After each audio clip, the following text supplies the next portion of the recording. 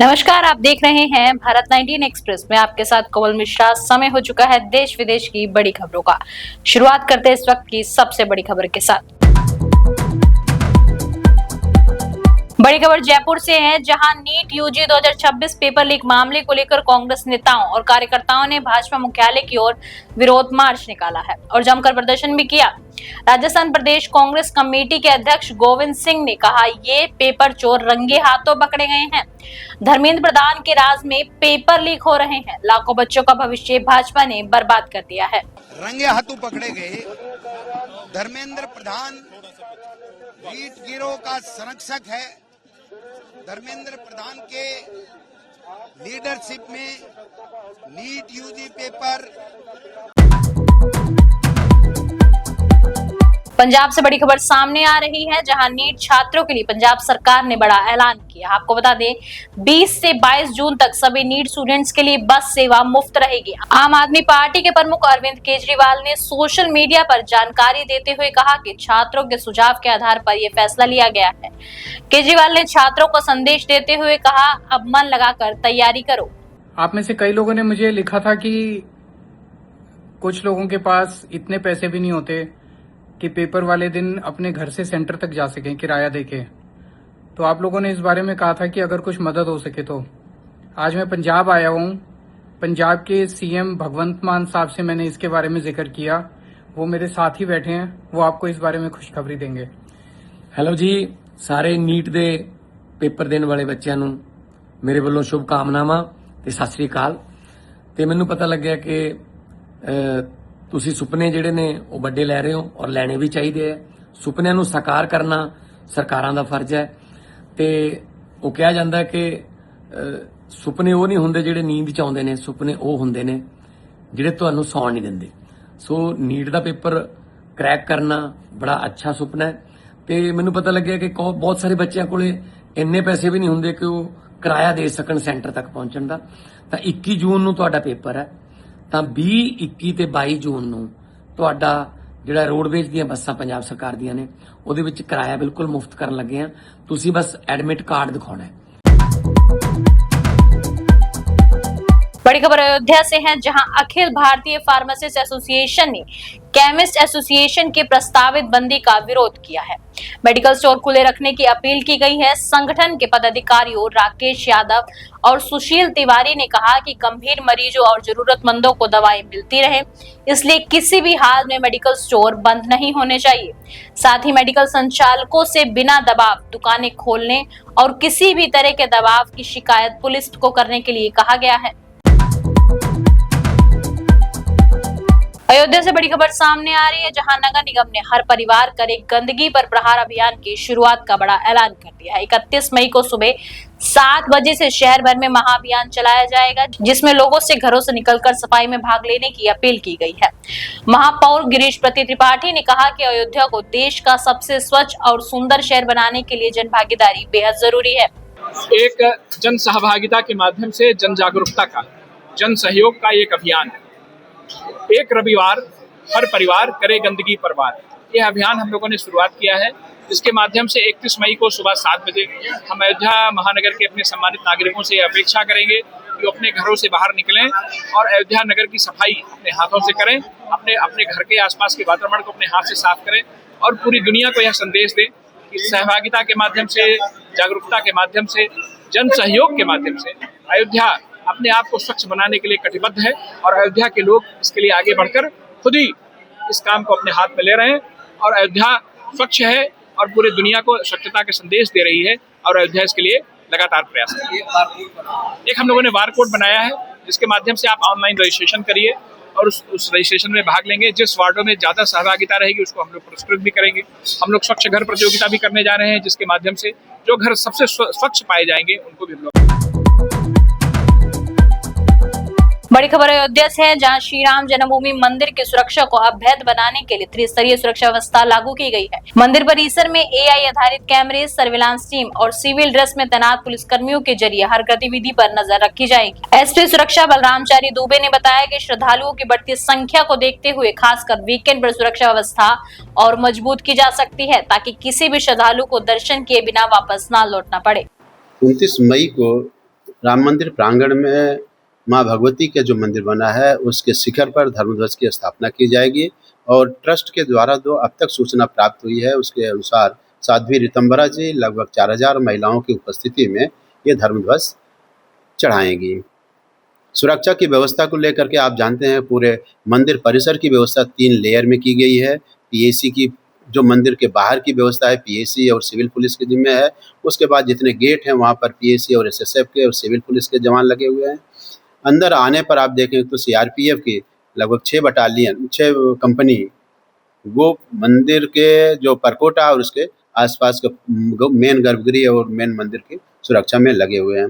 इसके अलावा हमारे जो बीडीएस की टीमें हैं, एंटी सबोटाज की टीमें हैं, लगभग 80 कमांडोज हैं जो एटीएस और पीएसी के कमांडोज हैं, वो 24 आवर्स लगातार निगरानी रखते रहते हैं, अलर्ट रहते हैं। हमारे जो एंटी ड्रोन सिस्टम आकाशीय परिधि की सुरक्षा के लिए एंटी ड्रोन सिस्टम लगा हुआ है, उसका जो जैमर लगा है वो 24 आवर्स लगातार चलता रहता है। जितने वरिष्ठ अधिकारी हैं, डीआईजी साहब, एसएसपी साहब, एडीजी जून सर से लेकर के कमिश्नर साहब, डीएम साहब, सभी लगातार भ्रमण करते रहते हैं और सुरक्षा संबंधी विभिन्न निर्देश जो शासन प्रशासन के प्राप्त होते हैं वो देते रहते हैं। उसी के तहत हम लोग बीच-बीच में मॉक ड्रिल भी करते रहते हैं और मंदिर की सुरक्षा को लेकर के जो कैमरे लगे हुए हैं हमारे, उन कैमरों को भी हमारे कमांड में जो हमारा कंट्रोल रूम बना उसके माध्यम से हम लोग लगातार निगरानी रखते रहते हैं।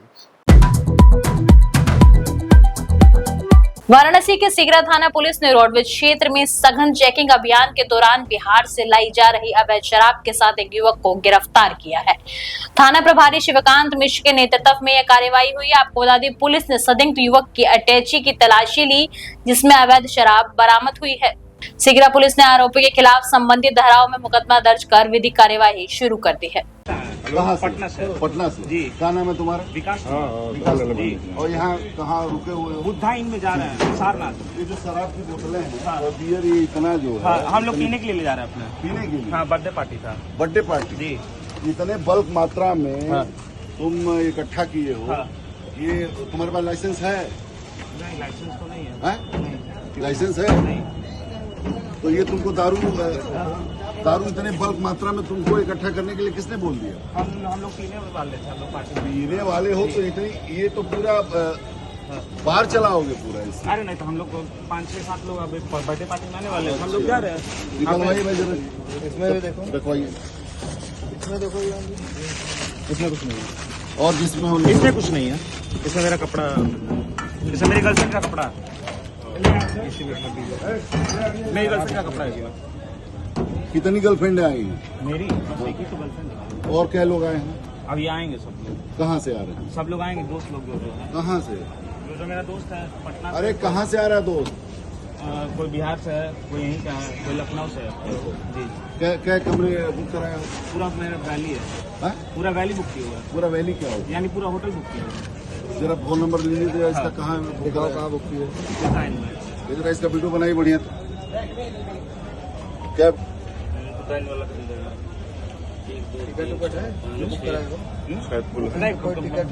भारी मात्रा में पैसा पेमेंट क्यों है? 20,000।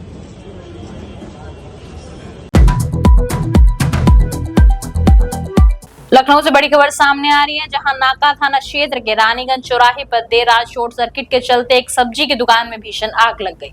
आग में दुकान में रखा सब्जी का सामान, अन्य सामग्री और नकदी जलकर राख हो गई। सूचना मिलते ही नाका पुलिस और फायर ब्रिगेड की टीम मौके पर पहुंची। वशीदगंज चौकी इंचार्ज अजीत रॉय के मुताबिक फायर ब्रिगेड की 4 गाड़ियों ने कड़ी मशक्कत के बाद आग पर काबू पाया है। लखनऊ से बड़ी खबर सामने है, जहां लगातार बिजली कटौती को लेकर सियासत और तेज हो गई है। लखनऊ पश्चिम से समाजवादी पार्टी विधायक अरमान खान ताल कटोरा पावर हाउस पहुंचकर धरने पर बैठ गए हैं। सपा विधायक अरमान खान ने आरोप लगाया है कि शहर के कई इलाकों में घंटों बिजली गुल रहने से भीषण गर्मी में आम जनता परेशान है और लगातार कटौती से जनजीवन प्रभावित हो रहा है। धरने के दौरान विधायक ने सरकार और बिजली विभाग पर निशाना साधते हुए बिजली व्यवस्था में तत्काल सुधार की मांग की है। लखनऊ के केसरबाग बस अड्डे पर एक गर्भवती महिला प्रसव पीड़ा से तड़पती रही। सूचना मिलते ही वजीरगंज थाना क्षेत्र की पुलिस मौके पर पहुंची और स्थानीय लोगों की मदद से महिला को सहायता उपलब्ध कराई गई। इस दौरान महिला ने बस अड्डे पर ही बच्चे को जन्म दे दिया। जिसके बाद पुलिस और मौजूद लोगों ने जच्चा बच्चा दोनों को सुरक्षित देखभाल के लिए अस्पताल में भर्ती कराया है। बड़ी खबर सासाराम बिहार से है। जनसुराज ने बिहार सरकार को चुनावी वादे याद दिलाते हुए रोजगार के मुद्दे पर बड़ा हमला बोला है। जिला अध्यक्ष रविरंजन सिंह ने कहा, सरकार गठन के 6 महीने बाद भी युवाओं को रोजगार नहीं मिला। नौजवान सड़कों पर लाठी खाने को मजबूर है। प्रेस वार्ता में पलायन, कानून व्यवस्था और बिहार नवनिर्माण अभियान को लेकर भी सरकार को घेरा गया। पहले तो हम बता दें, हमारे साथ अभी जो हम लोग की नई जिला इकाई का गठन हुआ है जनसुराज के द्वारा, उसमें हमारे साथी जिला महामंत्री अशोक भारती जी हैं। हमारे साथ बैठी हम लोग की महिला सेल की जिला अध्यक्षा प्रियंका सिंह जी हैं और जिला युवा प्रकोष्ठ के जिला अध्यक्ष हैं बलजीत सिंह जी। इधर आप लोगों को पता है हम लोगों के अयोध्या के अंतर्राष्ट्रीय रामकथा संग्रहालय को अब युवाओं के लिए रिसर्च हब के रूप में विकसित किया जाएगा। श्री राम जन्मभूमि तीर्थ क्षेत्र ट्रस्ट यहां रामायण, रामचरितमानस और श्री राम से जुड़ी दुर्लभ पांडुलिपियां व शोध सामग्री उपलब्ध कराई जाएगी। संग्रहालय में राम जन्म से राम राज्याभिषेक तक की डिजिटल गैलरी, मंदिर संघर्ष और सुप्रीम कोर्ट फैसले से जुड़े दस्तावेज भी प्रदर्शित किए जाएंगे। जय श्री राम। अब आपने शब्द प्रयोग किया युवा। अब युवा शब्द को अगर हम देखें तो उसकी व्याख्या, हमारे जितने देवी देवता हैं चिर युवा है, वो पुराने नहीं होते हैं, सब दिन युवा ही रहते हैं। और हमारे यहाँ परंपरा है सोचने की कि उम्र अवस्था की सीमा से बंधती नहीं जवानी है, यह उसकी चेरी जिसके खून में जोश रमानी। जिनके खून में जोश है वही युवा है। और युवा क्यों नहीं अनुप्राणित होगा जब श्री साक्षात परम ब्रह्म श्री राम यहाँ विराजमान है। और वो राम जो कि बालक भी हैं, युवा भी हैं, किशोर भी हैं, युवा भी हैं और राजा भी हैं।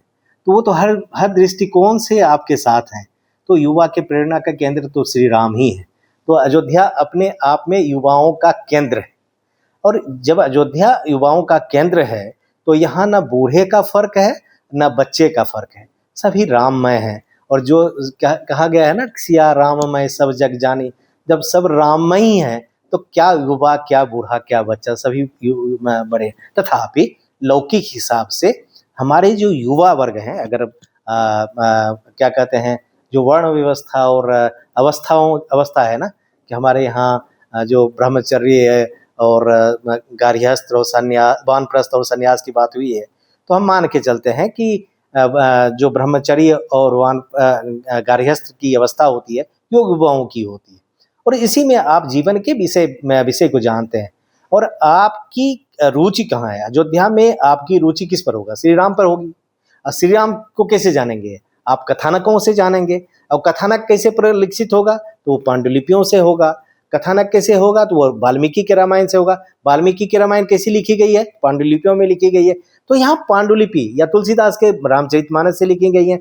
ये जो, और हम लोग एक प्रकल्प चला रहे हैं, वैश्विक प्रकल्प है ये, कि प्रथम तो पूरे देश से विभिन्न भाषाओं में लिखी गई, विभिन्न लिपियों में लिखी गई, विभिन्न कालों में लिखी गई जो राम साहित्य हैं उसको संग्रहित करें।